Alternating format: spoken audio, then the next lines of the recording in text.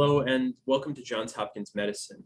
I'm Dr. Stephen Miller and I'm an assistant professor of pediatric gastroenterology, hepatology, and nutrition at the Johns Hopkins University School of Medicine at the Johns Hopkins Children's Center in Baltimore, Maryland.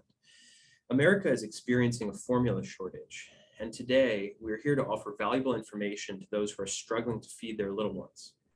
This baby formula shortage is a major concern for parents, and we'd like to help provide some do's and don'ts during this time. I'm joined by two of my colleagues, Dr. Edith Dietz, a pediatrician at the Children's Medical Practice at Johns Hopkins Bayview Medical Center, and Dr. Rachel Dawkins, Medical Director of the Pediatric and Adolescent Medicine Clinic at Johns Hopkins All Children's Hospital in St. Petersburg, Florida. Thank you both for being here today. Thank you for joining us to cover this very important topic about feeding our little ones. It's great to be here. Thanks for inviting me.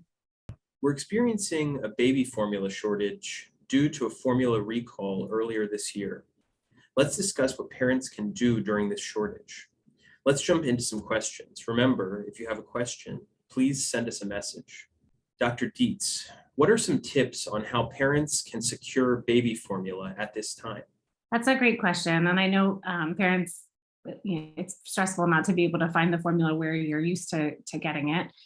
Thankfully, formula is sold in lots of different places. So if you're not finding it at the usual store where you get it, looking around a little bit at some of the other options in town, it can be helpful. A lot of people have resorted to looking online, which is a pretty good option as long as you're buying from a reputable resource, a well-known resource, and not forums and things where people may be price gouging and things like that. Asking around on social media, sometimes people have found a good stock at a local store that you may be able to get to and just didn't know that they had a good supply at that place. Or maybe sometimes people have extra supply that they've even purchased and they're not going to use. Food banks can even be a good resource that sometimes people don't think of. And of course, any families who are getting their formula from WIC, it's important to check in with them about what some possible alternatives might be. And that's true for all babies. A lot of the time there are alternative options that are very reasonable for healthy babies. So finding a different brand, finding a different form, such as instead of powder, getting the concentrate liquid. All those are reasonable options. And absolutely, if you have questions about whether something is safe or appropriate for your baby, touching base with your pediatrician's office is a very appropriate thing to do. Dr. Dawkins, if parents aren't able to obtain baby formula, can they make their own? Thank you so much for having me. So we don't recommend that parents make their own baby formula for a variety of reasons. First of all, in homemade formulas, infants might not be getting the appropriate nutrients and vitamins that they need. And then secondly, in homemade formulas, there's a risk for contamination by bacteria or other things, and we wouldn't want that for our babies. So we don't recommend that parents make their own formula. So Dr. Miller, if an infant needs a specialty baby formula, but the parents can't find it, what should they do about that? For parents who have children who are on specialty infant formulas, this situation can be quite challenging. There's a really good website for parents to go to. They can Google NASPGHAN, which is NASPGHAN.org. That's the Pediatric GI Organization, and look for tools for parents affected by the formula recall. What this website has is a bunch of lists of formulas so that you can look up what your baby is on and see what formula does the same thing. So if you have a baby who's on a specialty formula, the first question to ask is, what is it for?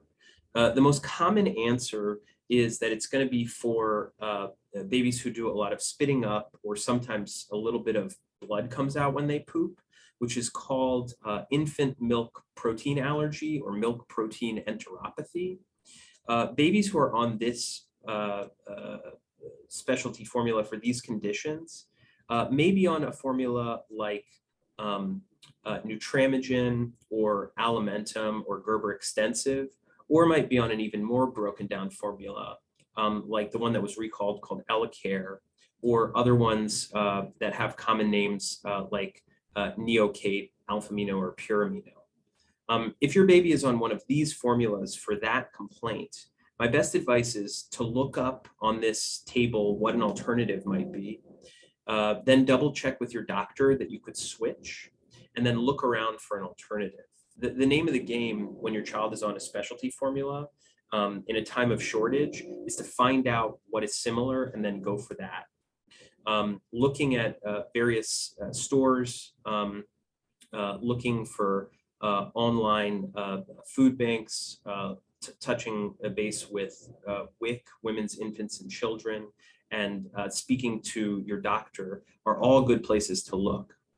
The other question is whether your baby really needs to be on this very broken down formula. That's another thing to discuss with your doctor. But if your child only has very mild problems, like a little bit of increased spitting up, then it might be reasonable to try regular infant formula for a period of time, again, in clearance with your doctor. Now, for babies who are on specialty metabolic formulas, that's children who have rare genetic diseases, maybe who have severe liver or kidney disease. The question is a little bit more complicated. And in those circumstances, it's always good to discuss with your doctor before making a switch on your own.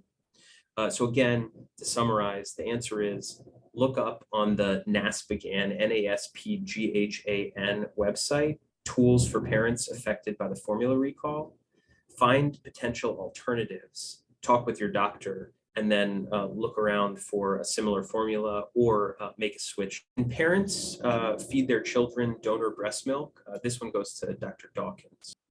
So yes, parents can feed their children donor breast milk, but we recommend that if they're going to get donor breast milk, that they do it from a breast milk bank because those parents are screened for various diseases, and rather than getting it maybe from a friend or neighbor that is offering you breast milk. So we recommend that if you're going to use donor milk, you do it from a safe source. Dr. Dietz, can parents give more solid food in place of formula? That's a great question. And many babies are starting to get ready to take solid foods just around 6 months of age. And that solid foods can be a very good source of nutrition. Of course, that should be something that your individual baby is ready for, meaning that they can hold their head up, they can take food off of a spoon and swallow safely. And if you're not sure about that, then it would be good to talk to your pediatrician. But the vast majority of babies are ready by 6 months, if not potentially even a little bit sooner than that. They still are going to need to get the majority of their nutrition from formula early on as they're learning the chewing skills and things like that. So it doesn't replace the need for formula at all, but moving them toward more nutritious solid foods is not a bad thing. And certainly as babies get closer and closer to the 1 year mark, they're definitely often reducing the amount of formula that they're taking and in replacing that with nutritious solid foods. Keeping in mind that there are certain nutrients that you want to make sure are plentiful in the solid foods that you're offering. So thinking about iron-rich foods, thinking about lots of fruits and vegetables, making sure there's protein. So making sure that the solid foods you're offering are nutritionally rich, like the formula that you're replacing it with. This one goes to Dr. Dawkins. Can parents feed their children cow's milk if they're under the age of 1? Typically, pediatricians don't recommend cow's milk, whole milk, before the age of 1 because it causes a risk for anemia. But right now, with the formula shortage, it's okay especially if your child is close to 1 year old, you can give your child some whole milk, maybe to supplement with formula, but we wouldn't recommend that be their entire diet. Thank you to Dr. Dawkins and Dr. Dietz for talking today. It's always great to talk with you, and I'm glad we could get this time to share a little about this important topic. And thank you for watching. We hope you enjoyed it, and we encourage you to follow Johns Hopkins Medicine here on Facebook and all other social media platforms. Thanks again, and stay tuned for more updates on the shortage.